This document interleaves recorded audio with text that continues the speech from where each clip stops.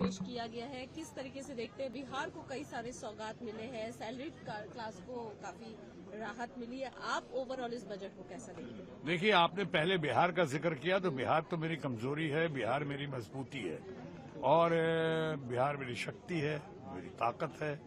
तो आपने बिहार के बारे में कहा, या कोई बातें हुई हैं जो लुभावना लगी, जो अच्छी लगी, बढ़िया लगा, वो अच्छा लगा मुझे कि जाहिर एक साथ साथ ये भी महसूस होता है कि चुनाव की घड़ी है, तो कहीं वही सोच कर तो चुनावी बजट पेश नहीं किया गया और खासकर बिहार को फोरफ्रंट में लेके। लेकिन जहां तक बिहार का सवाल है, जहां कोशी प्रोजेक्ट का हो या मिथिलांचल का सवाल हो या ग्रीनफील्ड एयरपोर्ट का सवाल हो या इतने और इंफ्रास्ट्रक्चर बढ़ाने की बात हो, तो अच्छा लगता है, बहुत अच्छा लगा है। लेकिन क्या इतना ही काफी है? क्या बिहार में उन्होंने पहले कितनी बड़ी बड़ी स्पेशल पैकेज की बात की थी, क्या हुआ उसका? इस बजट में भी उम्मीदें थी। क्या हुआ जो बोली लगाई थी बिहार की? 50,000 करोड़ दूं, माननीय प्रधानमंत्री जी ने कहा था कि 1 लाख करोड़ दूं, 75,000 करोड़ दूं, 1.5 लाख करोड़ दूं।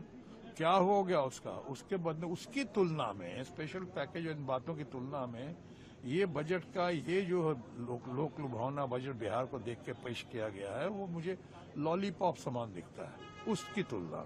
बहरहाल जो हुआ, something is better than nothing, हम उसकी सराहना करते हैं बिहार के कॉन्टेक्स्ट में।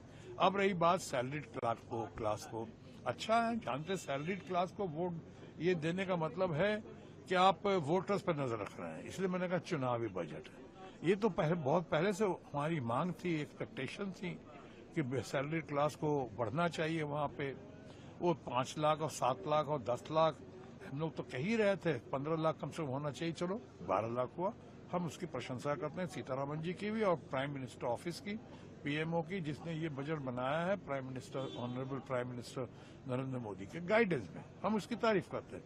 लेकिन बिहार के मामले में आप कहें तो थोड़ा डिटेल्स देना, बहुत जगह नहीं डिटेल्स दिया गया, वहां डिटेल्स नहीं दिया गया। सैलरीड क्लास के मामले में सैलरीड क्लास तो वाकई सबसे ज्यादा सफरिंग या सबसे ज्यादा कंज्यूमर्स या सबसे ज्यादा जो कंट्रीब्यूशन अगर देश के ग्रोथ में आता है तो वो सैलरीड क्लास का आता है, वो मिडिल क्लास का आता है, पुअर क्लास के साथ साथ। सबसे ज्यादा चाय भी वही पीते हैं, सबसे ज्यादा तादाद भी उन्हीं के पास है। इन लोगों को मिला के 50% जीएसटी तो वो देते रहे हैं, हमारे 30-40% से ज्यादा पुअर हमें देते रहे हैं। जो धन्ना सेठ हैं, बड़े बड़े लोग हैं, वो तो हार्डली 3 या 4% देते रहे हैं।